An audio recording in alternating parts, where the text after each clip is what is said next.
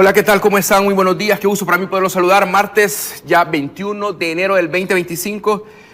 Esta mañana recibimos pues, a una invitada de lujo, vicepresidenta de la Asamblea Legislativa, primera vicepresidenta de la Asamblea Legislativa, gestora cultural, es bailarina y ha ocupado varias responsabilidades durante la administración del presidente Nayib Bukele en la alcaldía de Nuevo Jucatlán, en la alcaldía de San Salvador y luego cuando ingresa a su primer periodo en el 2019.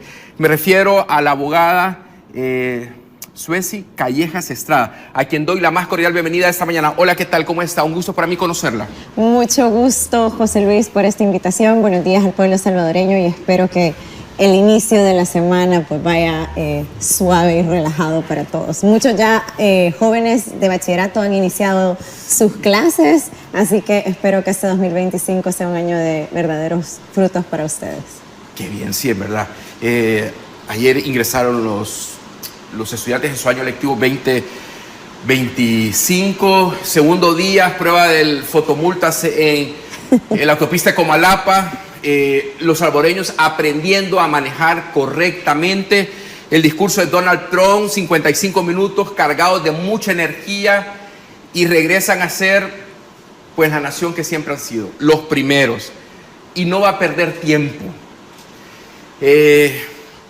Pues la agencia de noticias en Inglaterra ha dicho que Donald Trump toma modelos de Milei y Nayib Bukele en su administración. Son los referentes que tiene el presidente Donald Trump y empezó decretando emergencia en la frontera sur. México en alerta. Claudia Sheinbaum reuniéndose con su gabinete de seguridad. El ejército, la marina están pues en reunión permanente. Los migrantes que estaban esperando su cita, que ya estaba programada, pues entraron en desorientación. Ayer no saben qué hacer, esto se cayó. Donald Trump cierra fronteras. Señora vicepresidenta, ¿vio el discurso de Donald Trump? No he tenido el tiempo de analizarlo bien como para dar algunas opiniones, okay. Pero obviamente vi algunos cortos. Nosotros, sí. En el momento que le estaba dando el discurso, pues nosotros estábamos trabajando en la Asamblea Legislativa, así que no tuve el tiempo como para verlo a detalle, pero obviamente es uno de los líderes mundiales en los que todos vamos a estar pendientes. También el mundo hoy por hoy pues necesita precisamente de estos liderazgos a nivel mundial, como lo ha hecho nuestro presidente Nayib Bukele aquí en El Salvador, que nos ha puesto ya en la boca del mundo. Creo que todo el mundo está viendo el ejemplo de El Salvador, que realmente forma parte también de un milagro, y nosotros lo hemos visto así, lo hemos dicho así. Sin la ayuda de Dios, yo creo que todo el plan, por muy buen plan que tú tengas para ejecutar, sin la ayuda de Dios no hubiese podido ser. Han tenido también que salir bien las cosas más allá de solamente la ejecución.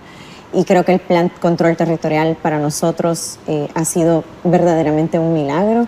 Y por primera vez podemos hablar de una verdadera paz, de la verdadera libertad aquí en El Salvador. 2025 lo celebramos ya con más de 800 días sin homicidios desde que el presidente Bukele inicia con la ejecución del plan control territorial en sus diferentes etapas.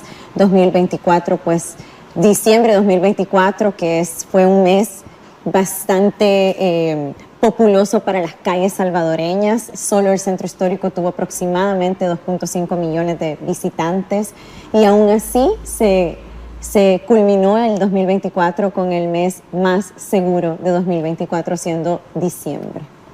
Interesante, prácticamente es una fotografía del Estado de la Nación, lo que usted ha compartido esta mañana, señora vicepresidenta. Señora vicepresidenta, quisiera compartir con el auditorio, pues, y particularmente con nuestros televidentes aquí en nuestro país, hacer un poco de memoria sobre toda su trayectoria. Sé que tiene muchas responsabilidades en la Asamblea Legislativa como primera vicepresidenta.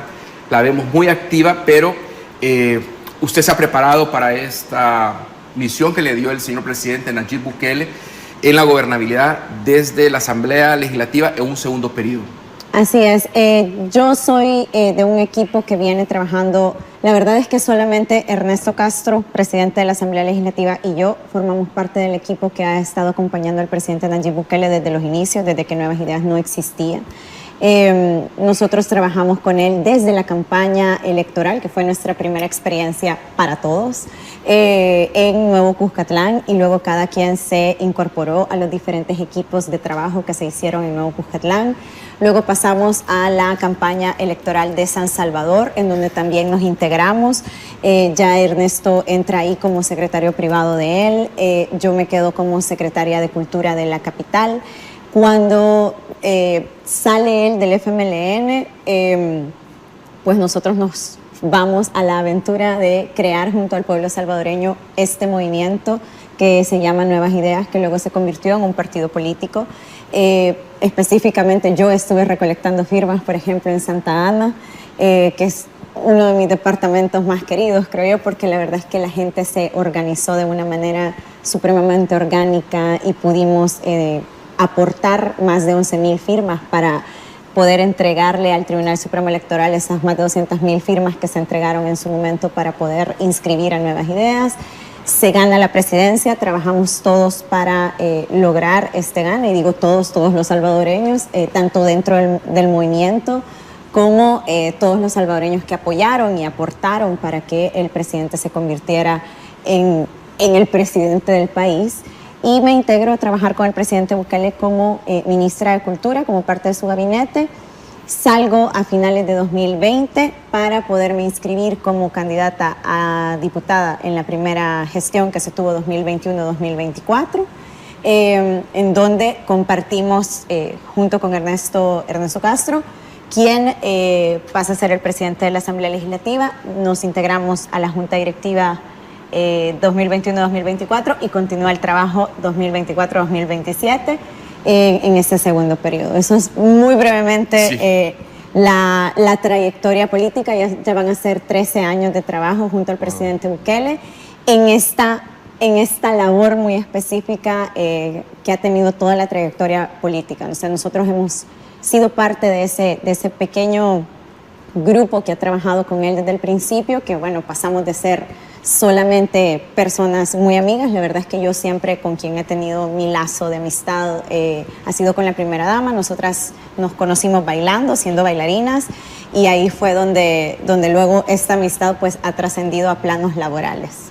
Comprendo. ¿Puede usted compartir con el auditorio la importancia de esa visión de país del presidente Nayib Bukele y cómo la Asamblea Legislativa, a través de la gobernabilidad, permite el avance y las transformaciones que El Salvador sigue experimentando? Se lo menciono porque el presidente no deja de sorprender a la población. Así es. Además de que es un presidente que obviamente es muy visionario, está siempre, creo, encomendándose a Dios para poder tomar las decisiones y poderlas ejecutar. Pero en toda democracia usted puede tener el gobierno, pero si usted no tiene gobernabilidad no va a ser capaz de ejecutar cualquier plan o estrategia o política pública que usted quiera siendo un gobernante. ¿Por qué? Porque bueno, los presupuestos se aprueban en las asambleas legislativas regularmente o en los parlamentos donde sea, según sea el sistema. Y también pues obviamente hay que apoyar generando marcos normativos que puedan dar una sostenibilidad y un marco jurídico y seguridad a estas estrategias. Al inicio del gobierno del presidente Bukele, entre 2019 y 2020, cuando llega la pandemia, es cuando nosotros nos damos cuenta de la verdadera crisis que se genera porque se tenía el gobierno, mas no se tenía gobernabilidad. Se tenía el apoyo de la gente, de la población, del salvadoreño real, tanto dentro como fuera del territorio, pero no se tenía el apoyo político dentro de la Asamblea, y es por eso que nosotros vimos barbaridades que se declaraban también, bueno, en la Corte Suprema de Justicia, en la Sala de lo Constitucional, declaró inconstitucional, por ejemplo, varios decretos que se habían aprobado para proteger precisamente la vida de los salvadoreños, y aún así ellos decidieron ponderar, por ejemplo, el derecho a la libertad económica antes que el derecho a la vida de los salvadoreños. Y eso solamente por poner un ejemplo. Luego hubo una verdadera lucha en el tema de presupuestos, de cuánto y cómo se iban a invertir los presupuestos para proteger la vida de los salvadoreños en el tiempo de pandemia. Y creo que ese fue el momento en el que todos nosotros nos despertamos y dijimos, bueno, aunque estemos en el gobierno, aunque el presidente esté en el gobierno, aunque sea un buen presidente, si no tiene gobernabilidad, básicamente no tenemos la verdadera capacidad de ejecutar. Entonces, por eso mismo fue que se le pidió a la población salvadoreña su apoyo para poder tener una asamblea legislativa que brindara gobernabilidad al presidente, y es por eso, creo yo, que estamos hablando este día y podemos ya dar datos que son reales. Solamente en este periodo, por ejemplo, se ha podido bajar a 1.9, perdón, la tasa de homicidios por sobre 100.000 habitantes en nuestro país. Recuerden que nosotros veníamos de ser uno de los países más violentos del mundo, sin estar en un conflicto armado o en una guerra declarada. Nosotros vivíamos una violencia social con un fenómeno que nadie en el mundo tiene, parecido siquiera, que son las pandillas. Lastimosamente más de 85.000 personas han sido ya capturadas, ahora hay 82.000 porque han habido algunas personas que se ha visto que tal vez sus nexos no eran tan fuertes o no tenían nexos y habían dado mala información, pero de todas maneras tenemos 82.000 hombres jóvenes que están presos precisamente por pertenecer a estas estructuras y por haber arrebatado la vida de cientos de miles de salvadoreños. Cuando uno ve el discurso del presidente de Costa Rica, Rodrigo Arias, uno llega a la conclusión de los avances que ha habido en el país y de qué manera se puede alcanzar a través de las políticas públicas el defender a la población salvadoreña sobre pues este ataque de las estructuras delincuenciales que afectaban a nuestro país. Y él llama a su pueblo, a los políticos, a ver el ejemplo del presidente Nayib Bukele, y él le hace una explicación. Pues yo no sé si usted tiene conocimiento hasta qué punto llegó Costa Rica con las bandas de narcotráfico. Sí. Sí, lo último que pasó fue que un dron fue a matar a una persona a un hospital y no hay capturas. Entonces, y la gente que viene del Darién caminando y a veces pasa ahí por Costa Rica y Nicaragua. ¿Qué tan importante ha sido para Ceci Callejas el tema de seguridad? Los teólogos, sociólogos, dicen que todo lo que ha pasado con el presidente Nayib Bukele pasa por seguridad. Es como la piedra angular para entender el país que estamos ahora teniendo los salvadoreños.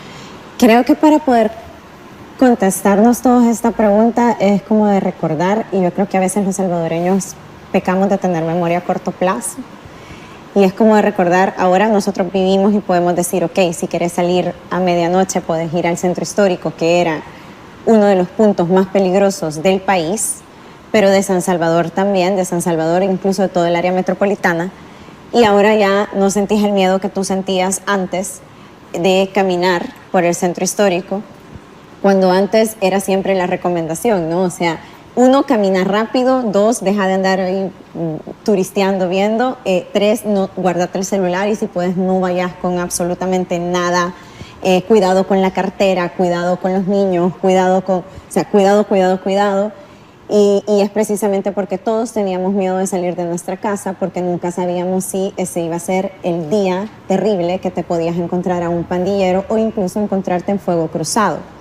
Creo que todos los salvadoreños tenemos un familiar o tenemos una persona conocida que ha perdido a alguien o cuya vida se ha visto completamente afectada debido a las pandillas, sea porque le extorsionaban, sea porque mataron a un familiar, sea porque alguna vez lo amenazaron, sea porque lo fueron a sacar de su casa, sea porque se tuvo que ir a Estados Unidos de manera ilegal, porque amenazaron a sus hijos, a sus hijas, a su esposa, a su esposo, o simplemente un día llegaron los pandilleros y le dijeron mañana te vas o te doy 3 horas para que te vayas. Y así cada vez más dramáticas las historias.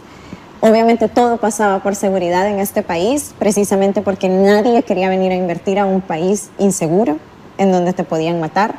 todas las empresas y emprendimientos existentes en El Salvador, sea micro, pequeña, mediana o gran empresa, pagaban extorsión.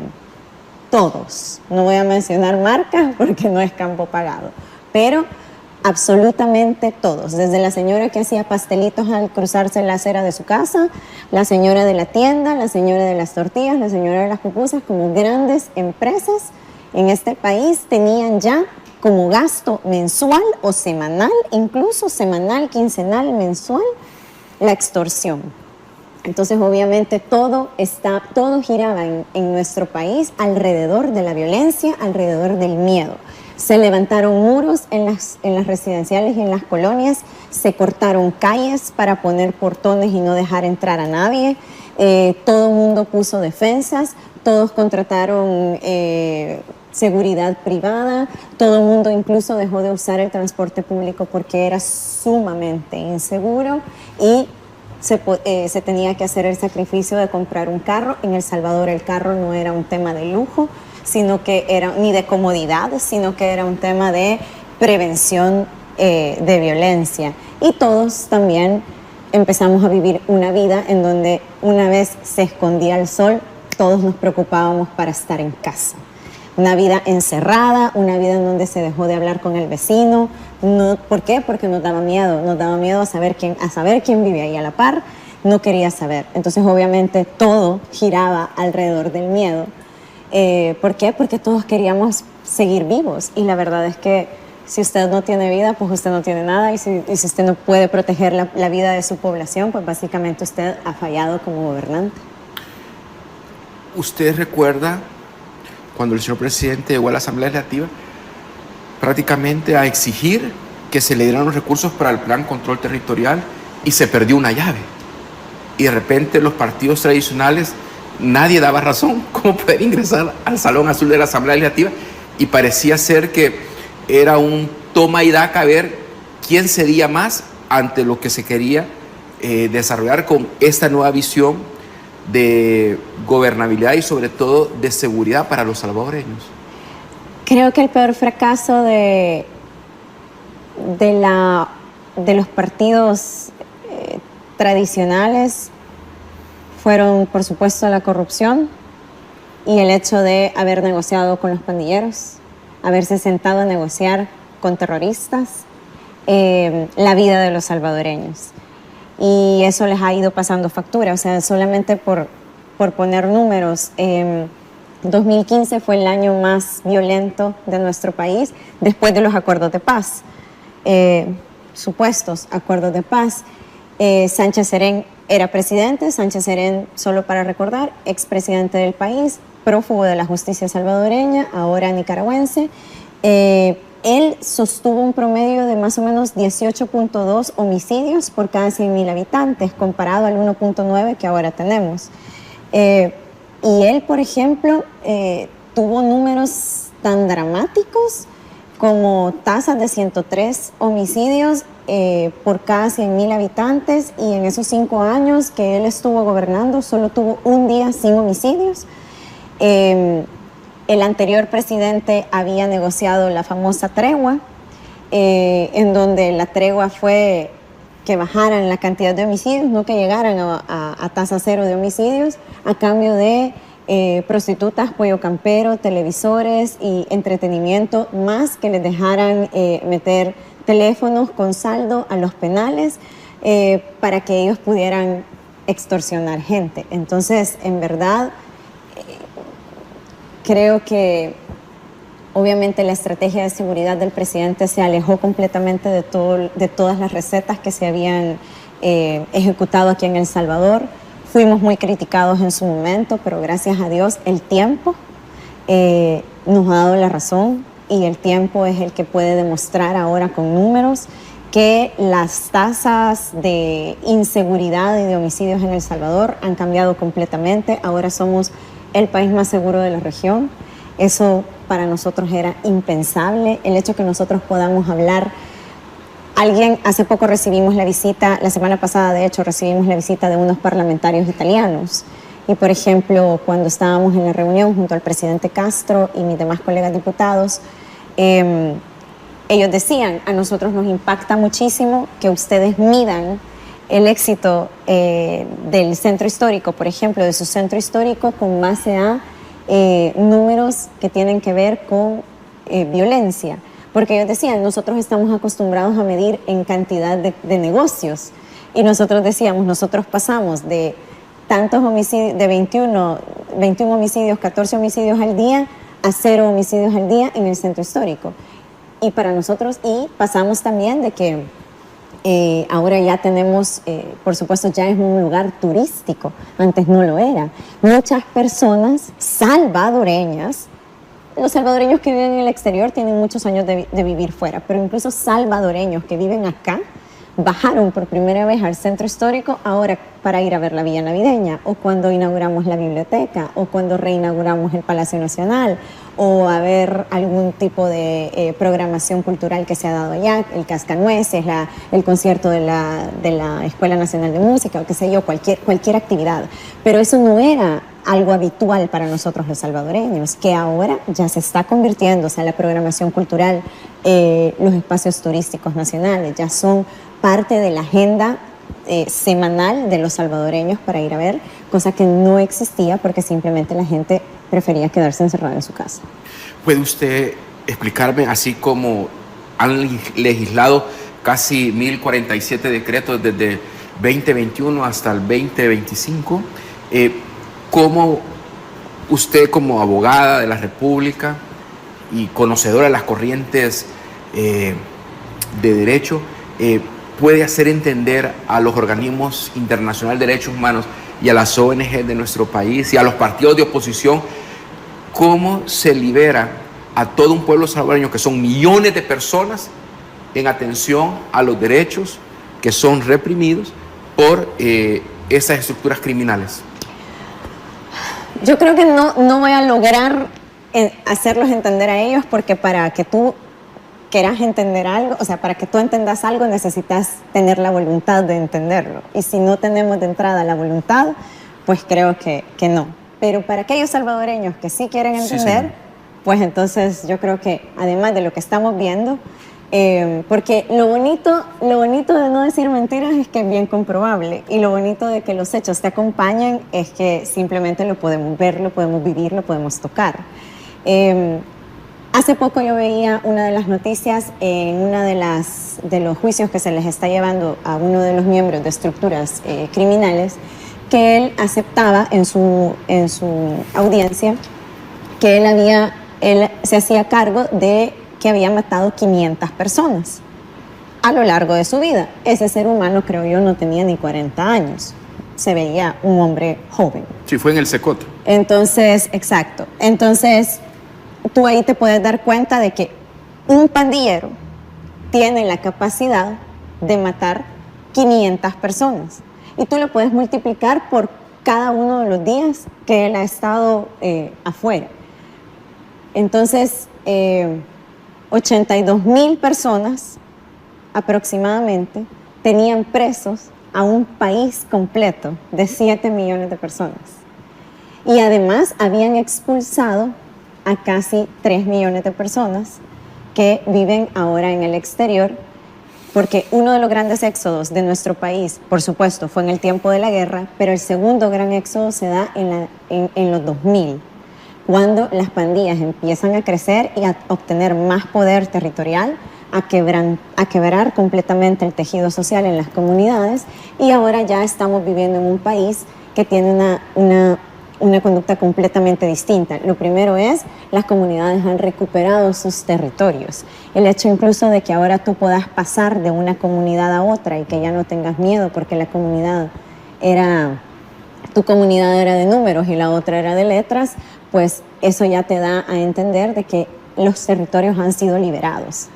Mientras que antes, si tú simplemente tenías la mala suerte de equivocarte de acera, te podían matar. Fíjese que yo le estoy escuchando y sí le puedo creer lo que me está diciendo, pero a mí me impactó cuando el señor Ernesto Castro Aldana llega a la 22 de abril a hablar con una familia y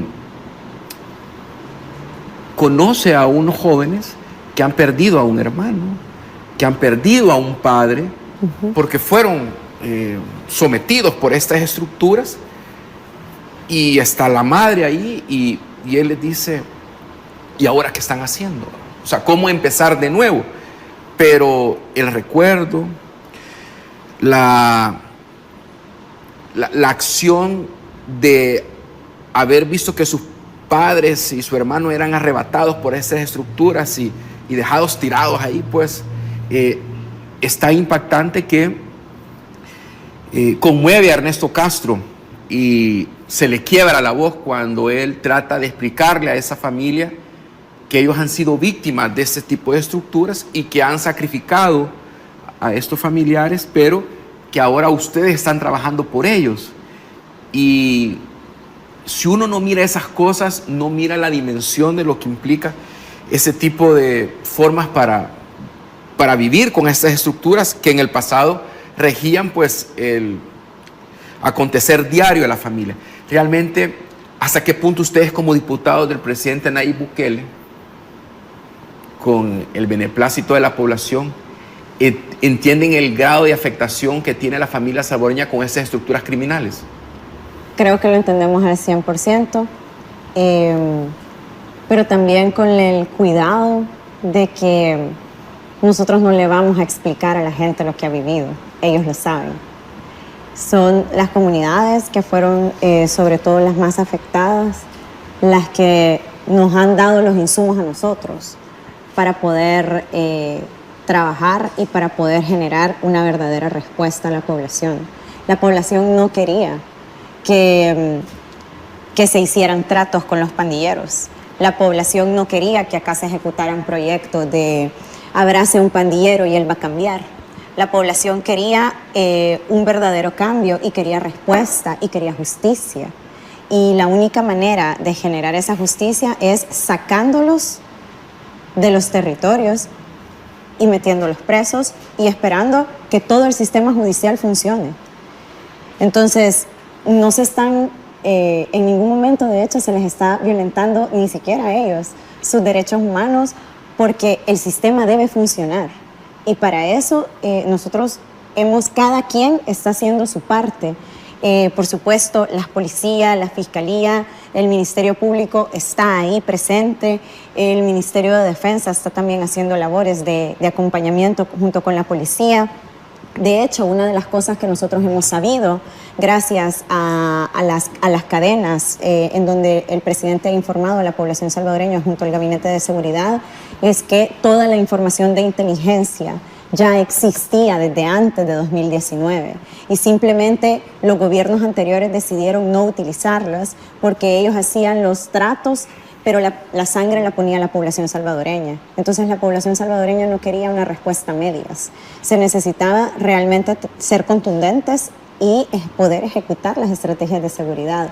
Entonces no era simplemente un capricho, y ahora ya se puede ver, o sea, ya hay números que demuestran que la única manera de sacar a las pandillas de los territorios en El Salvador era enfrentándonos en una guerra frontal contra las pandillas, no contra el pueblo salvadoreño, porque el pueblo salvadoreño estaba completamente secuestrado por las pandillas. Hay historias, cada una más dramáticas de la que te puedes enterar. O sea, no solamente, bueno, esta que cuenta que tuviste de Ernesto, luego hay otra también en La Campanera, que una señora vendía, creo que pastelitos, y un día en la madrugada simplemente llegaron unos pandilleros y le dijeron que les entregara a la hija de 16 años.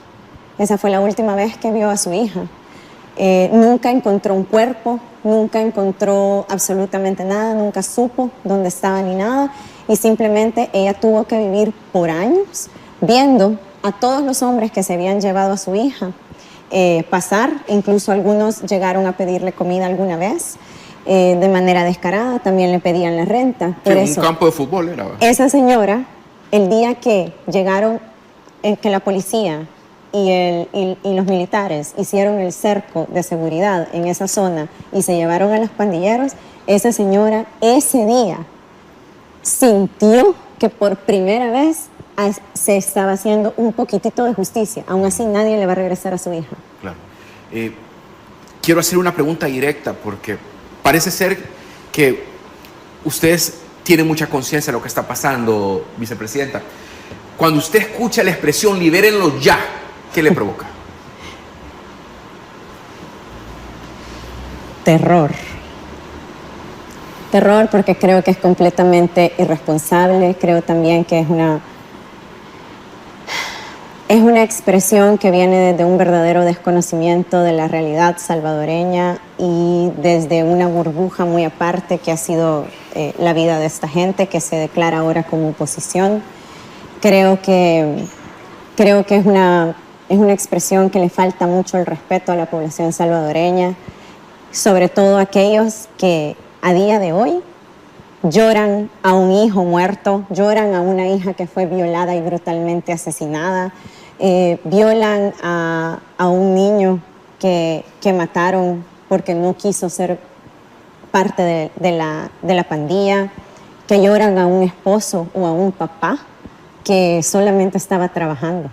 Entonces creo que es una falta de respeto bastante grande para la población salvadoreña e incluso para todas estas cosas que ellos dicen que trabajan como la memoria histórica de nuestro país. Se exigen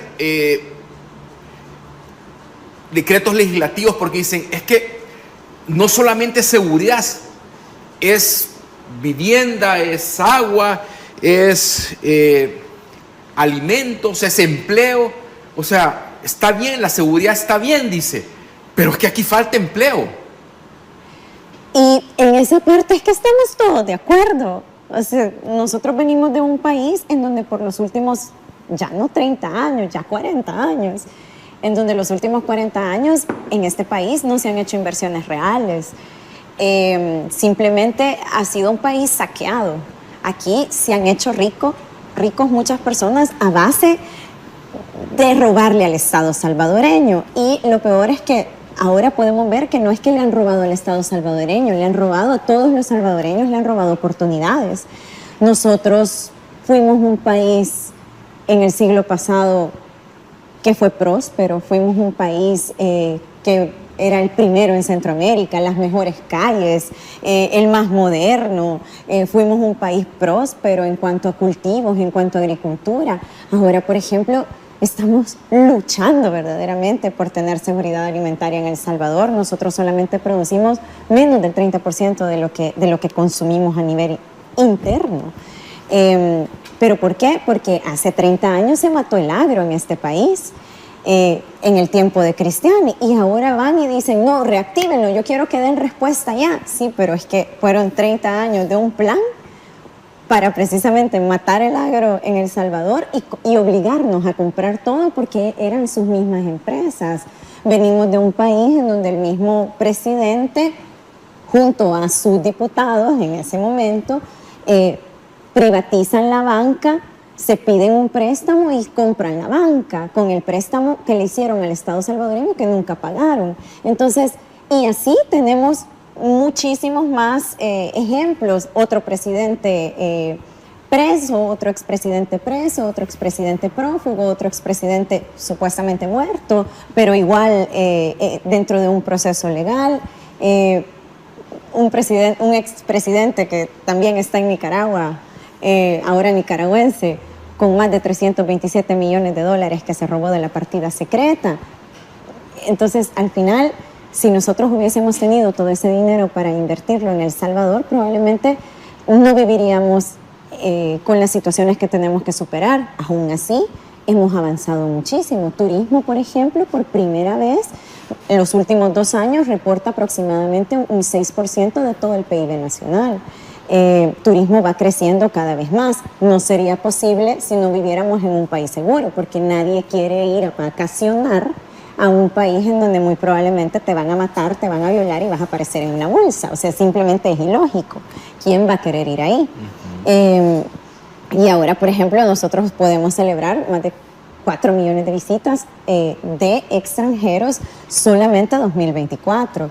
2023 fue también un año súper importante para nosotros. Por ejemplo, ONU Turismo En escala de Latinoamérica, El Salvador es el país número 1 en cuanto a recuperación turística, superando incluso países de la misma región que han tenido un mejor desempeño por años, precisamente porque eran países que no sufrían de violencia social como la hemos sufrido nosotros en los últimos 40 desde la guerra, porque nosotros pasamos de 12 años de guerra a 27 años de pandillas. Entonces, realmente no ha sido fácil para El Salvador. Aún así, hay grandes avances en legalización de tierras que nosotros mismos en la Asamblea Legislativa hemos hecho. Comunidades como la comunidad que se conoce como Saburirao, comunidades que los tuvieron 15 años los diputados anteriores diciéndoles, sí, no se preocupe, en la próxima elección le ayudamos, pero vote por nosotros. En la próxima le ayudamos, pero vote por nosotros. 15 años y nunca les legalizaron las tierras. Y ahora nosotros, gracias a Dios, tomamos a bien poderles legalizar sus tierras. La ministra de Vivienda, Michelle Sola, ha hecho un excelente trabajo al frente de ese ministerio. Se están entregando cada vez más viviendas. Las comunidades se unen, trabajan junto al ministerio para poder construir sus viviendas. Y creo también que han sido pasos súper importantes, no solamente en turismo, en educación, en seguridad, en salud. Bueno, en cultura vamos avanzando también. La ministra de Economía reporta grandes inversiones para El Salvador. Se viene una nueva, la primera inversión grande en activos digitales que va a trasladar todas sus oficinas a El Salvador. Son cientos de miles de millones de dólares los que van a venir acá. No van a trasladar una oficina, van a trasladar todas sus operaciones para El Salvador. No, ya han anunciado 3 torres, más de 35 pisos. Solamente. Entonces hay una gran inversión y por supuesto sí, falta mucho trabajo. Por supuesto que sí. Es que 5 años eran muy poco, pero en 5 años, gracias a Dios, de nuevo, se pudo resolver el mayor problema de El Salvador, que era la inseguridad. Ahora hay que concretar esa parte en donde no tengamos más homicidios por ningún tipo, más conatos de violencia de ningún tipo, y en donde los salvadoreños aprendamos a vivir cada vez más con paz y con tranquilidad también en nuestros ambientes laborales, personales, familiares, etc. Y vamos a hablar ahora sobre los decretos que han permitido en el 2024 los agromercados. Veamos cómo fue que ustedes a través de decreto establecen una política pública que el presidente Nayib Bukele ordena, amenaza y cumple a los carteles que estaban captando toda la tiendona y estaban arrodillando al pueblo salvadoreño. Así es. Bueno, brindando gobernabilidad. O sea, nada de esto sería posible si la Asamblea Legislativa no trabajara de la mano del Ejecutivo, liderado por el presidente Nayib Bukele. Y no se trata simplemente de que a cada quien se le ocurra su idea de decreto, sino que tiene que ver también con que ese decreto o esa ley que se aprueba en la Asamblea Legislativa tiene que ejecutarse y tiene que ejecutarse de una manera ordenada para que sea de beneficio a la población salvadoreña. Si nosotros estuviéramos solo aprobando decretos que a cada uno nosotros somos 54, si a cada uno se nos ocurriera un decreto por día, pues la verdad es que sería un desastre. Trabajando en equipo con el Ejecutivo es que nosotros podemos dar de verdad alivio a la población. En este caso ya son 3 fases las que se han ejecutado de este plan económico. La primera fase ha sido la fase alimentaria con los 55 agromercados más la central de abastos que se ha abierto a nivel nacional. También una felicitación especial al Ministerio de Agricultura y Ganadería, al MAG, que ha estado coordinando todo esto para que los productores directamente sean los que van y venden los productos y quitar precisamente la intermediación, que era lo que estaba encareciendo todavía más la comida.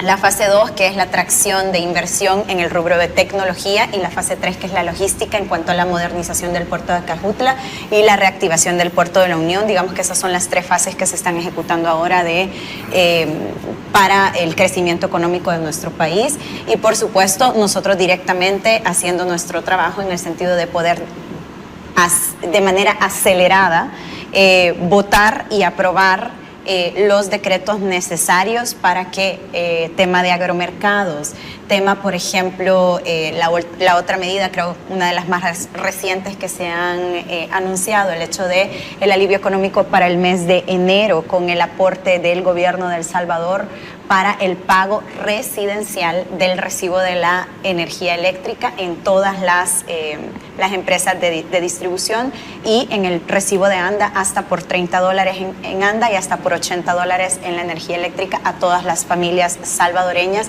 Van a ser más de 770,000 familias que se van a ver beneficiadas con este apoyo, y la verdad es que creo que de todas maneras, si usted ya lo pagó, que es una de las grandes dudas que tiene la gente, a nosotros nos escriben y nos dicen, mire, pero yo ya pagué enero, entonces usted ya pagó enero, perfecto, en febrero le van a hacer el descuento de ese mes si su recibo de energía eléctrica no sube de $80 y su recibo de agua no pasa de $30. Así que creo yo que todas las familias salvadoreñas lo van a ver, el alivio económico directamente en su bolsillo, además de poderles apoyar con una mejor distribución de la comida, que yo creo que en los agromercados se puede encontrar básicamente todas las verduras, frutas, creo que también huevos se pueden encontrar en los agromercados, así que yo creo que estamos tratando de minimizar el impacto. Recuerden que nosotros tenemos un mundo que está ahorita viviendo unos conflictos a nivel mundial que afectan los precios de la comida, de la logística y la distribución, en donde nosotros no tenemos nada que ver en esto, pero nos vemos afectados. Así que yo le mencionaba eso, los agromercados y los decretos, porque parece ser que hay un trabajo articulado, sí, el cual recibe el beneficio de los organismos de cooperación multilateral como el Banco Centroamericano de Integración Económica, que allá por el mes de agosto les hizo un donativo como de $700,000 en cooperación no reembolsable, y se tomó la decisión de comprar vehículos para mantener la cadena de frío y mejorar la distribución a lo largo y ancho de todos los distritos del país.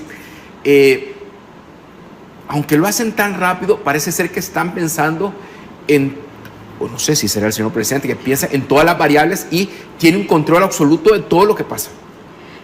Por supuesto que es el trabajo de un buen líder, el hecho de tener a sus ministros que están al tanto de lo que está pasando. Miren, a veces pasa incluso que, bueno, recientemente hemos tenido paros por huelgas en Guatemala, por ejemplo, que afectan directamente la distribución de la comida aquí en El Salvador, justo cuando se dan en la carretera que conecta Guatemala con El Salvador. Y aún así, los ministros están tratando siempre de negociar que se pare lo más pronto posible esa huelga, que puedan llegar a un acuerdo rápido. No es por entrometerse, sino porque simplemente el hecho de que se paren los camiones en un punto antes de entrar a la frontera con El Salvador, a nosotros nos representa un riesgo de no abastecimiento en los mercados nacionales, o de encarecimiento de algunas frutas o verduras o algún producto en específico. A solicitud del señor presidente, por ejemplo, nosotros hemos aprobado una ley especial para promover la competitividad y facilitar el acceso a productos de la canasta básica ampliada. Eliminamos los derechos arancelarios de la importación del DAI, pero estos no solamente son los impuestos arancelarios, sino también los de resguardo de la fruta y la verdura, porque no es que entran de una sola vez, sino que hay un punto que se resguardan por un tiempo mientras se verifica. Hay 120 productos esenciales para asegurar el abastecimiento de la población salvadoreña y reducir costos de producción, de productos básicos, la exoneración de aranceles además por 10 años a insumos agrícolas, materias primas que garanticen la producción agrícola y la seguridad alimentaria en nuestro país, productos exonerados del DAI que incluyen alimentos como carne de res, carne de cerdo, pollo, pavo, leche, huevos, granos básicos, frijoles, maíz, arroz, vegetales, papas, tomates, cebollas, repollo, azúcar, además de fertilizantes e insecticidas. O sea, no solamente es, sí, los agromercados, por supuesto, yo creo que es lo que le llega a la población, pero toda esa verdura y toda esa fruta, si no se exonera, si no entra con exoneración de fertilizantes, si no entra con exoneración de costo de aranceles y de resguardo, etcétera, etcétera, etcétera, es lo que va sumando el precio al final en cada uno de los productos que compramos. Bien, vamos ahora a escuchar testimonios de personas que agradecen al presidente Nayib Bukele estas diferencias que hay y cómo algunos internacionales admiran estas políticas de atención con estas iniciativas de alivio económico para los hogares salvadoreños en enero. Para algunos cuesta arriba, para otros es complicadísimo. Vamos a ver.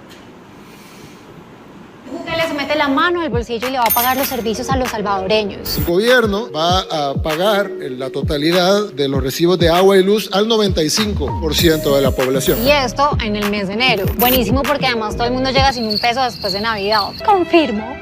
Entonces la cosa será así. El Estado va a pagar hasta $80 del total del recibo de la luz y $30 del recibo del agua. Esta decisión impactaría a 1.800.000 hogares. Ahora, para las personas que ya hicieron el pago, se les aplicará el saldo a favor para el mes de febrero. Bukele hace esto como una medida de alivio económico para los hogares. Tiene claro que enero es un mes complicado económicamente, por los gastos adicionales de diciembre, pero además por los gastos escolares. Qué tan bueno que acá pensaran en hacer lo mismo.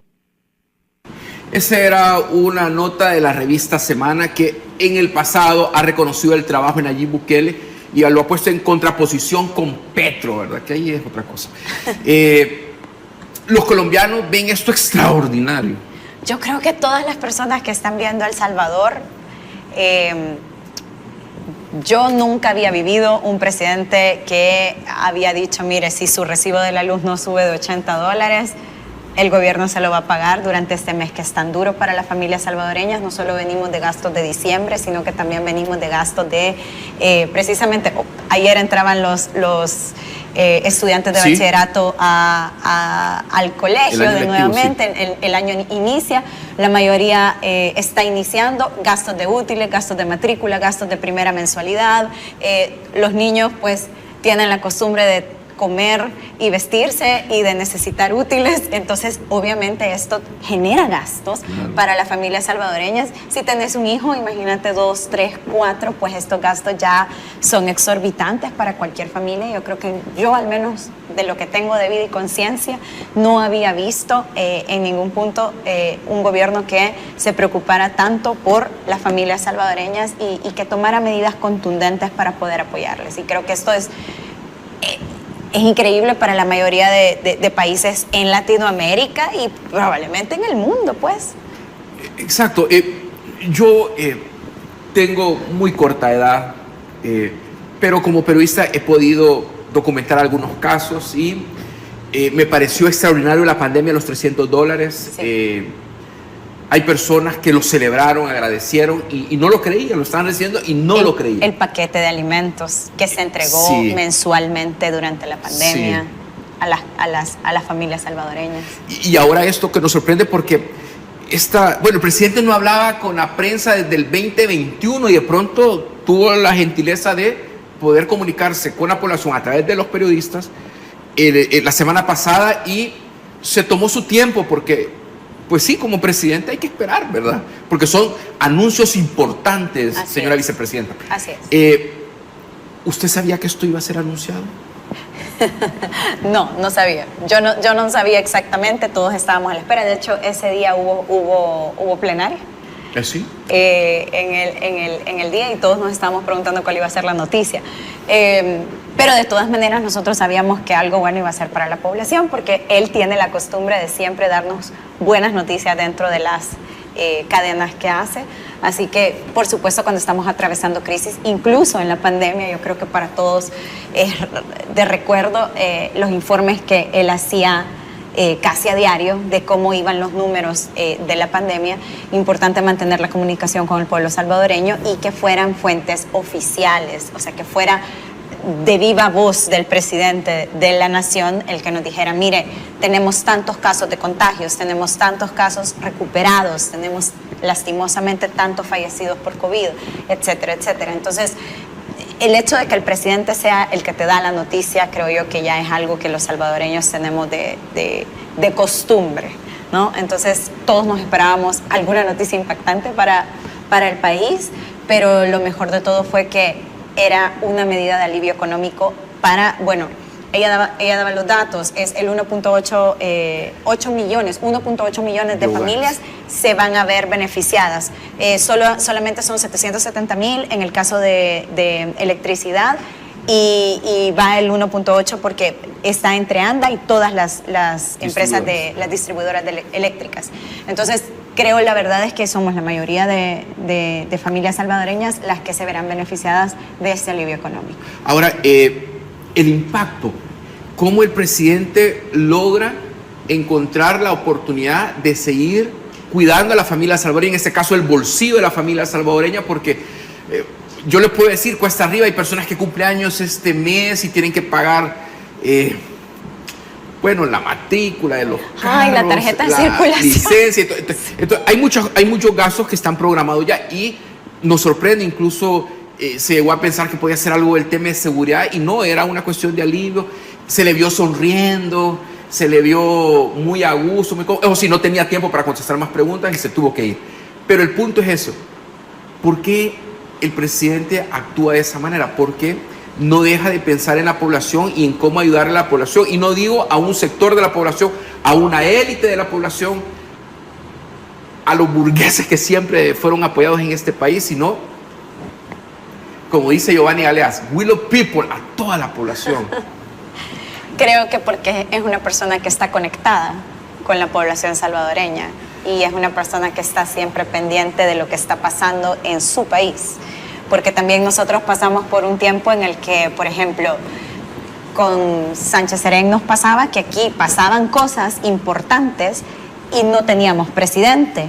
Pero sucedía algo en Venezuela y él salía a decir que qué barbaridad. Entonces la verdad es que una persona que estaba completamente desconectada de su población, pero que estaba pendiente de lo que le pasaba a otra gente que él no tenía nada que hacer cuidándolos. Pero entonces creo yo que el estar conectado con la población salvadoreña es algo que al presidente Bukele lo mantiene con los pies en la tierra, y de ahí vienen estas medidas de alivio económico, entre muchas otras medidas que se han tomado en su momento, o como el hecho de decir cuál es nuestro mayor problema. Usted puede desviarse en el tema económico, puede desviarse en el tema de salud, puede desviarse en otro montón. Sí, son importantes, pero ¿qué es lo urgente? Seguridad. Entonces ahora nos podemos dedicar a todo lo importante. Sí, a veces entre lo urgente y lo importante, ¿verdad? Así es. Obviamente, como usted bien dice, la semana pasada el señor presidente hizo un compendio de todas las ayudas y todos los aportes, porque dice, además, el subsidio de la energía, además, los derivados del petróleo, subsidio del gas, los agromercados, bueno, una cantidad de cosas y la expectativa pues que se tiene para ello. ¿Usted cómo considera que va a ser este año en materia de legislación para ustedes, ya que la producción que ustedes hicieron en el periodo anterior fue bastante importante y ahora estamos viendo que están haciendo 2 plenarias cada semana, vuelven y repiten, a veces sábado o domingo, y están al día, particularmente con esas prórrogas? Entonces, ¿cómo se han preparado para este trabajo legislativo de este año, que ya dieron a conocer cómo cerraron en la encuesta de la UCA el trabajo legislativo del 2024 y han logrado pasar otra vez? Sí, así es. Bueno, creo que nosotros siempre estamos pendientes de lo que se vaya ofreciendo para poder apoyar no solo la gobernabilidad del presidente Bukele, sino también apoyar al pueblo salvadoreño en cuanto a las medidas económicas. Yo creo que todos tenemos puesta nuestra atención en el crecimiento económico de nuestro país, y eso implica también seguir manteniendo nuestro estado de bienestar, que para El Salvador es importante todavía, un estado de bienestar robusto, sólido, que pueda asegurar educación, salud, vivienda, alimentación, trabajo, etcétera, a la población, pero por supuesto, sobre todo poder estar atentos a las necesidades y poder responder lo más pronto posible. Régimen de excepción sigue siendo una ley que se tiene que aprobar cada 30 días, la prórroga, que necesitamos seguir teniendo vigente porque todavía estamos en este proceso de consolidación de nuestra paz y por tanto de nuestra verdadera paz. No hablo de ningunos acuerdos ni nada, sino que de realmente este nuevo El Salvador en el que estamos viviendo. Aún estamos en este proceso, en esta etapa de consolidación, para lo que es necesario seguir teniendo una herramienta legal y constitucional como lo es el régimen de excepción. Perfecto. Vamos a retomar lo que se aprobó en la plenaria del 20 de diciembre de 2024. Fue muy activa, hubo presupuesto, pero también hubo la aprobación de las reformas al Código Penal y Procesal Penal con las multas de tránsito, de la ley de tránsito, de la ley de transporte y la ley de transporte de carga. Y vuelvo al punto, cero tolerancia. El presidente dice que es sencillo, muy sencillo. Si toma, no maneje. De ahí no hay que salirse. Veamos. Es el presidente de la República, Nayib Bukele. Cero tolerancia. Así es. Yo creo que personalmente yo nunca había recibido tantos mensajes como después de aprobada estas reformas. La gente no se enteraba de lo que estaba pasando. La gente se preocupó, la gente estaba tratando de justificar lo que verdaderamente es injustificable. Miren, o sea, tan fácil como ya lo dijo el presidente Bukele. Si toma, no maneje. Y ya. O sea, yo creo que podemos acá hacer el ejercicio de imaginarnos cuántas situaciones puedan ocurrir. La gente incluso en redes sociales empezó a decir, mire que si usted come piña con yogur le va a salir, que si usted se toma una kombucha le va a salir, que si... Y nada de eso es cierto, o sea, no hay prueba científica de eso. Realmente es tan sencillo como no se puede tomar una copa de alcohol, no se puede tomar una copita de vino, no se puede tomar una cerveza, no se puede tomar ni si chiquita, chola, mediana, no se la puede tomar si va a manejar. El mismo presidente dice, usted puede salir a disfrutar, tiene derecho, pero tiene un conductor resignado, como les dicen ahora, o simplemente va a tener que pagar para que lo lleven. Ahora, de hecho, un nuevo nicho de mercado ahí. Yo he visto varios anuncios de diferentes restaurantes que dicen, ¿querés venir acá? Nosotros te mandamos a traer y nosotros te mandamos a dejar. Así que aproveche esas promociones. Gente que ha puesto promociones en sus negocios, que a mí me parece lo más inteligente del mundo. Felicidades a esos dueños de negocios que se han puesto las pilas y que están aprovechando la situación, pero simplemente no se permita ser el responsable de quitarle la vida a un salvadoreño, a un niño, a una niña, a una madre o a un papá. No se lo permita.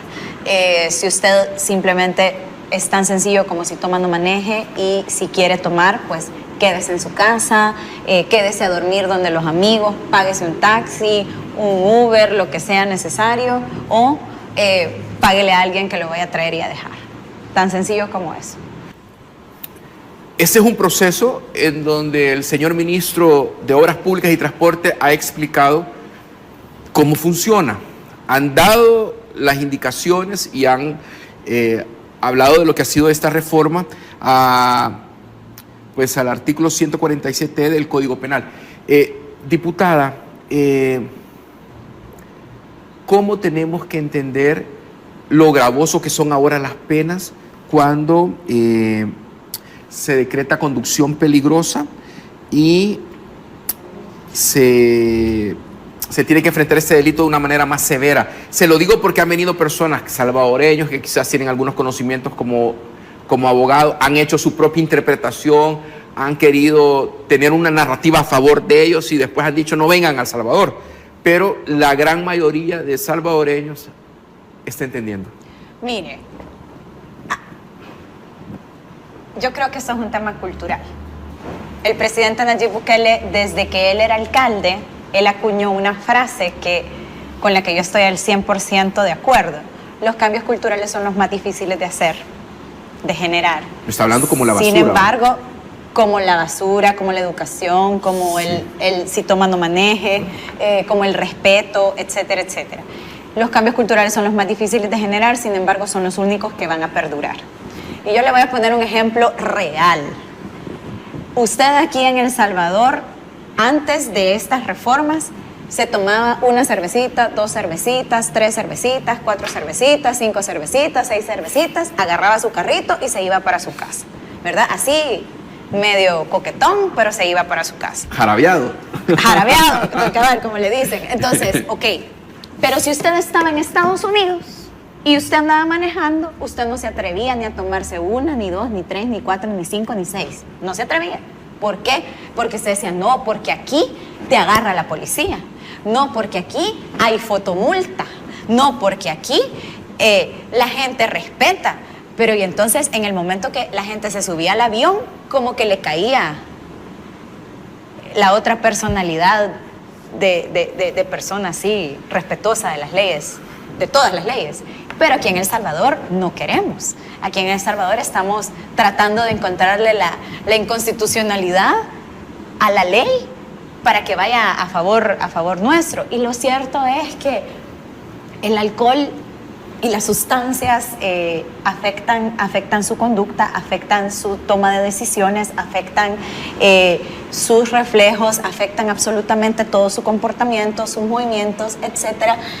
Por tanto, no es recomendable bajo ningún... Mire, si a veces hay pastillas para la alergia que le ponen en la caja, en las recomendaciones. Si usted se toma una pastilla de estas, no maneje, no puede manejar maquinaria pesada, no puede manejar vehículos, no puede manejar esto, lo otro. ¿Por qué? Por su seguridad y por la de los demás. Entonces, esto es tan fácil como si usted no es capaz de tomar una buena decisión por su seguridad y la de los demás, el Estado salvadoreño está obligado a poner las reglas para que usted se vea obligado a tomar estas decisiones de la mejor manera. ¿Qué pasó? Se hizo una reforma en el artículo 147E del Código Penal, que fue en consecuencia también la reforma del artículo 38 del Código Procesal Penal, en donde se amplían los supuestos de tipificación del delito de conducción peligrosa, como lo conocemos, de vehículos, fortaleciendo los medios probatorios, que esto es bien importante porque el alcotest no figuraba como medio probatorio, Exacto. sino como medio de indicio de que usted estaba bajo los efectos del alcohol o de alguna sustancia. Ahora ya figura como medio probatorio, entonces con solo el alcotest las autoridades de tránsito y los médicos son capaces de acreditar que usted en efecto iba bajo los efectos del alcohol u otras sustancias. Se aumentan las penas con esta reforma. ¿Por qué? Porque hay necesidad de tener mejores medidas restaurativas para las víctimas y su familia, específicamente, por ejemplo, también en casos de homicidios culposos. Si ustedes recordarán, muchos conductores que se les conoce como conductores temerarios o conductores que iban borrachos y atropellaban a una persona y esta persona perdía la vida, después resultaba que usted podía conciliar, le daba una cantidad de dinero a la familia y entonces usted ya se iba tranquilo para su casa, cuando realmente no hay una cantidad económica que le vaya a devolver a su ser querido, ni a su papá, ni a sus hijos. El ejemplo que el señor presidente ponía, la señora literalmente estaba parada en una parada de buses esperando el bus junto a sus dos hijos. Un borracho se chocó en ellos y lastimosamente mató a los niños. Yo creo que no hay un padre o una madre de familia que pueda decir que después de la pérdida de un hijo o hija, y en el caso de la señora de sus dos hijos, la vida va a continuar siendo la misma. Mientras que el señor borracho ni siquiera cuenta se dio, pues, o sea, ni consciente era de lo que hizo. Entonces, la verdad es que este tipo de delitos ya no van a ser conciliables y esto es importante. Se incrementaron las penas también. Ahora es de entre 2 y 5 años para las personas que vayan de cárcel, para las personas que vayan bajo los efectos del alcohol. Esta pena se incrementa hasta los 10 años para el tema de homicidio culposo o lesiones culposas por conducir bajo los efectos del alcohol, y puede llegar hasta 15 años cuando se trate de vehículos de transporte público o de carga. Y esto también era bien importante porque la pena antes era de 5 años, 4 meses. O sea, sí. Y era conciliable, o sea. Era conciliable, era una pena bien baja y la verdad es que te daba la posibilidad incluso de que si no te pasabas de una cantidad de alcohol en sangre, todavía te podías ir así solo como con un llamado de atención de miren, no lo haga. Pero ese miren, no lo haga claramente no resultó en nuestro país. Miren, si nosotros fuéramos finlandeses o si nosotros fuéramos suecos, pues probablemente esas regañaditas nos caerían bien y nos impactarían la conciencia. Pero lo cierto es que nosotros somos salvadoreños. Si nosotros no tenemos algo contundente, nosotros no cambiamos. Entonces, la única manera contundente de cambio, lastimosamente, para este tema es incrementar las penas y hacerlo en serio. El ministro de Obras Públicas y Transporte ha dicho que todos están obligados a someterse a este tipo de pruebas. Así No es. hay nadie que está sobre la ley. No, y en esto yo quiero aprovechar su comentario, favor. fíjense, porque yo creo que vale la pena. No hay nadie que esté sobre la ley, Sí, señora. sea abogado, sea funcionario público, sea diputado, sea magistrado, sea ministro, sea lo que sea. No hay nadie. Si a un diputado lo agarran borracho, van a tener que seguir el proceso. Y el fuero no es un impedimento. Nosotros en Nuevas Ideas le hemos retirado el fuero cuando la Fiscalía nos lo ha pedido y se ha seguido el procedimiento que se tiene que seguir, incluso a gente de nuestra bancada. Que nos ha dolido, que nos ha golpeado, pero... En serio usted me está diciendo eso porque pareciera ser que están muy claros en la bancada de Nuevas Ideas que con el presidente Nayib Bukele la ley se respeta. Es que así la tiene ley que ser. es un principio. Es que así tiene que ser. O sea, y que es fácil. No, no es fácil. Porque yo creo que lo más difícil es aplicar la ley cuando la gente está cercana a ti. Creo que es una de las cosas probablemente más difíciles que se hacen. Pero miren, o sea, yo les digo de verdad, hasta el rey David cayó por no disciplinar a sus hijos. Entonces, creo que hay algo que nosotros estamos conscientes y somos claros, sea quien sea, de la bancada, sea de la junta directiva, no sea de la junta directiva, sea quien sea. Entonces, yo creo que eso que andan diciendo, por ejemplo, porque yo he escuchado algunos disqueanalistas, comentaristas y demás que dicen, no, bueno, si lo que tenés que hacer para que no te apliquen la ley es ser diputado. No es cierto. Nosotros mismos, a diputados de nuestra bancada, con todo el dolor, hemos tenido que tomar las decisiones. No ha sido fácil, nos ha golpeado, sí, nos ha dolido también, pero es lo que tenemos que hacer. El presidente lo ha aplicado también con gente de su gobierno, y la verdad es que las decisiones se tienen que tomar y dar el ejemplo también es importante. Nosotros tenemos un pasado muy reciente, vicepresidenta, y en agosto del 2000, el 26 de agosto del año 2000, a eso de las 11 de la noche, Sí. el diputado y ex vicepresidente de El Salvador, Francisco Merino, hirió de bala a un agente de la policía después de atacar a tiros una patrulla que le pidió que realizara una prueba De Alcotés. de alcotés. Yo tuve la oportunidad de entrevistarlo.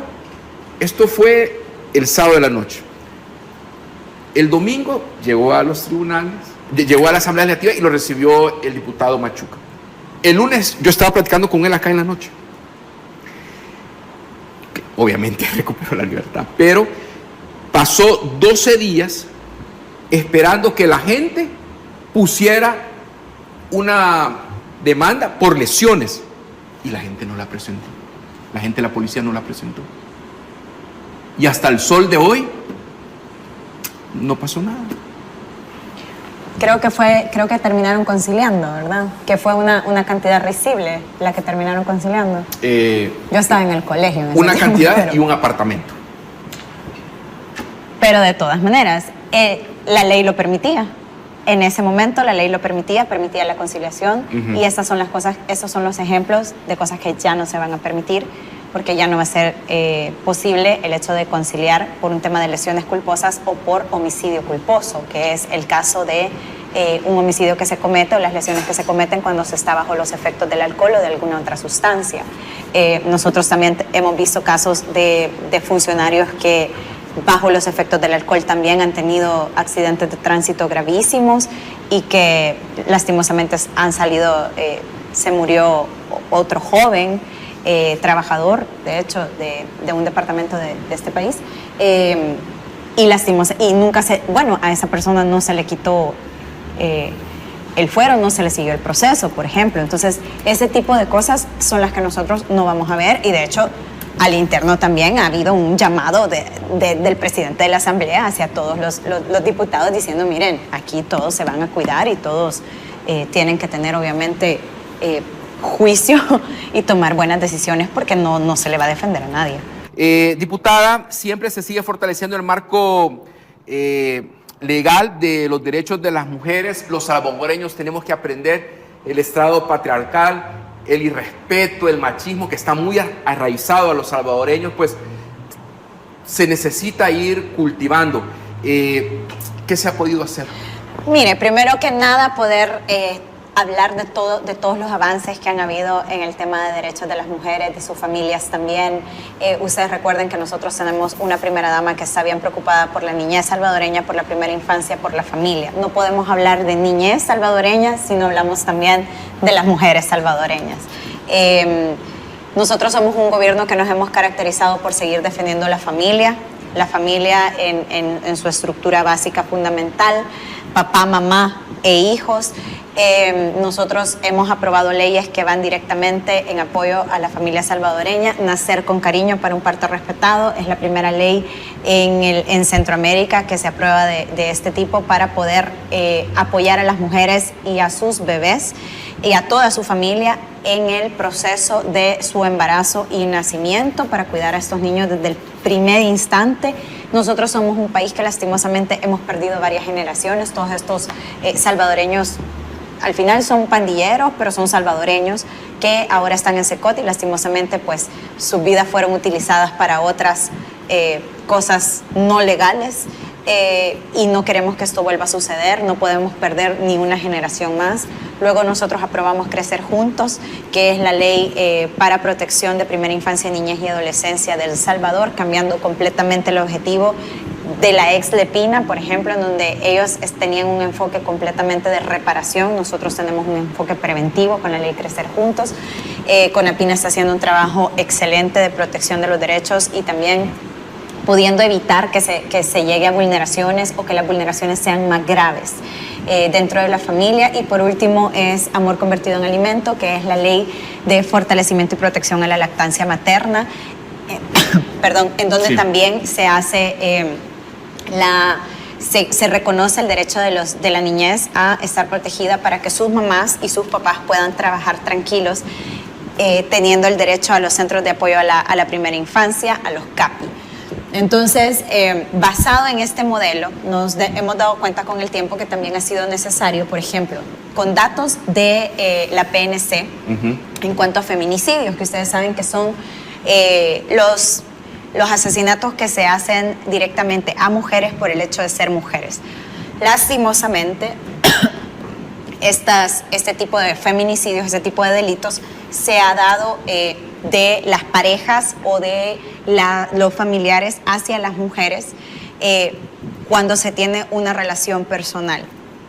Pero al haber bajado tanto las tasas de homicidios en el país, pues también se bajó la tasa de feminicidios en el país porque estaban también directamente vinculados a las pandillas. Y esto es un dato bien revelador para El Salvador. En el año 2019 se totalizaron, por ejemplo, en donde ya iban a la baja, un total de 113 casos entre enero y diciembre de ese año. En 2020, tras un año y medio de gobierno del presidente Bukele, los feminicidios se redujeron un 36% de estos 113 que les mencionaba, que esa es como la línea base que vamos a tomar para estos datos. En 2021 la situación de violencia contra la mujer también se mantuvo hacia la baja, logrando una reducción de un 40% del cometimiento del delito de feminicidio en comparación a 2019, o sea, pasamos de 113 feminicidios por año a 68 feminicidios por año en 2021. Y 2022 es donde ya empieza a bajar todavía más. El porcentaje de feminicidio baja a un 53% en el país respecto de la línea base de 2019, y en 2023 se reduce un 74% la tasa de feminicidios en El Salvador. Entonces hasta 2024, hasta octubre de 2024 se sigue registrando una reducción de un 75% de feminicidios en el país respecto de los 113, que es la línea base de 2019.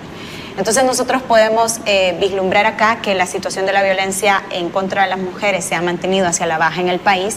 También muchos de nosotros hemos podido ver, incluso en redes sociales, denuncias que hacen los vecinos o que hacen incluso los mismos jóvenes que están sufriendo, que ven que lastimosamente es así, los números no mienten, la violencia contra las mujeres se da sobre todo de hombres hacia mujeres. Estos hombres están vinculados en una relación personal con estas mujeres y se han atendido estas denuncias.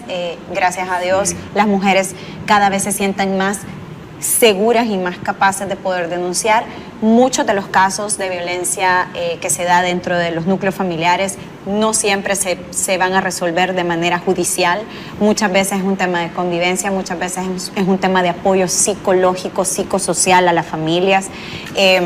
Lo mismo en los casos de violencia contra niñas, niños y adolescentes, a menos que sea algo que ponga en peligro la vida de las niñas, niños, adolescentes y de las mujeres, pues obviamente se resuelve de otra manera, pero a veces son temas de convivencia que con apoyo psicosocial, con apoyo psicológico, con apoyo incluso en el caso de las mujeres de empoderamiento económico, el hecho de que ellas puedan trabajar, de que ellas puedan llevar también pan a la mesa de su hogar, eso disminuye muchísimo las posibilidades de violencia. Y con este nuevo proyecto que se llama Cihuatl, el ISDEMU está trabajando junto con la Unión Europea y ONU Mujeres para poder estudiar todo el marco normativo de protección a la mujer, teniendo de base también la experiencia con Crecer Juntos, que nosotros vemos súper positivo, por ejemplo, las juntas de vigilancia, las juntas de protección, perdón, de niñez y adolescencia, que hacen un trabajo diario, que hacen un trabajo preventivo, que apoyan realmente a las familias y que se pueden resolver los conatos de violencia que hay desde el momento en el que suceden. Entonces,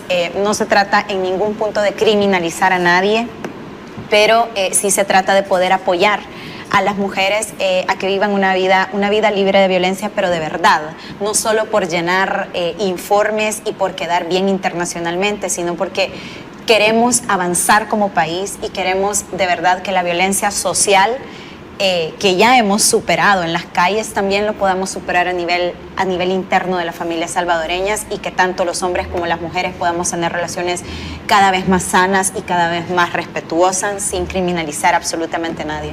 Muchas veces simplemente los hombres se comportan de la manera en la que se comportan porque no saben, no han tenido otra educación, fueron criados de esa manera, eso ha sido lo que han visto. Los seres humanos aprendemos viendo, aprendemos haciendo, aprendemos del ejemplo, y si no hemos tenido otra manera de vivir, y obviamente hemos crecido en una sociedad que ha sido violenta, lastimosamente, en la crianza de los hijos también. Eso no quiere decir que no se pueda corregir, pero corrección es una cosa y maltrato es otra, y eso es algo que nosotros tenemos claro. Y este proyecto trata precisamente de hacer un análisis desde las comunidades, desde las mujeres, que son las que nos pueden dar estos insumos, para que luego llegue a un análisis mucho más grande dentro del Ejecutivo, y cuando ya este análisis, pues obviamente poderlo pasar a la Asamblea Legislativa y poder ver qué reformas son necesarias en este tema. Entiendo. Cuando ustedes hablan de propuestas integrales y coordinadas, vimos el fin de semana que se hizo viral en el centro comercial La Esquina, un hombre atacando a una mujer en a un golpes, carro. y había un registro de video. Se conoce que en estos colegios biculturales las niñas incluso toman decisiones extremas y tratan de ocultarlo, las instituciones, los padres de familia, pero siempre se conoce lo que está pasando.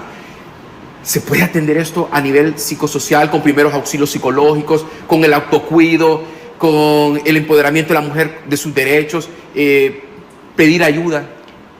Por supuesto que se puede atender, pero también es importante, o sea, nosotros hemos tenido una cultura en donde le hemos dicho a las mujeres: tenga cuidado de no ser víctima, pero poco se ha trabajado con los hombres también en el sentido de tengan mucho cuidado de no ser un victimario, ¿no? De no ser un hombre violento. En el caso de este caso específico de La Esquina, que fue un hombre que le pegó a la mujer dentro del carro. Sí. ¿Con puño? Con puño cerrado y todo. Sí. Obviamente esa persona ya fue capturada, se vio a las autoridades haciendo eso. Antes nosotros no veíamos a las autoridades que tomaran acción tan pronto.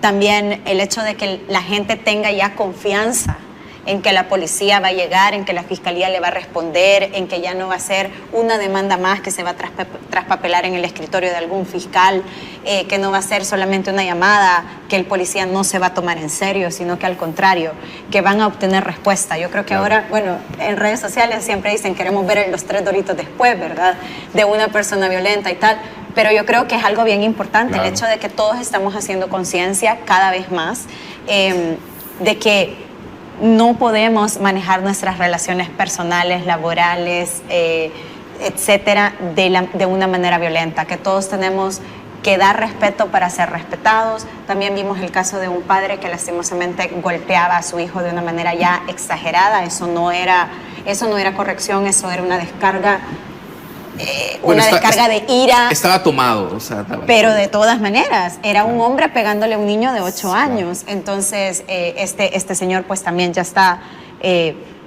pasando su proceso judicial precisamente por maltrato.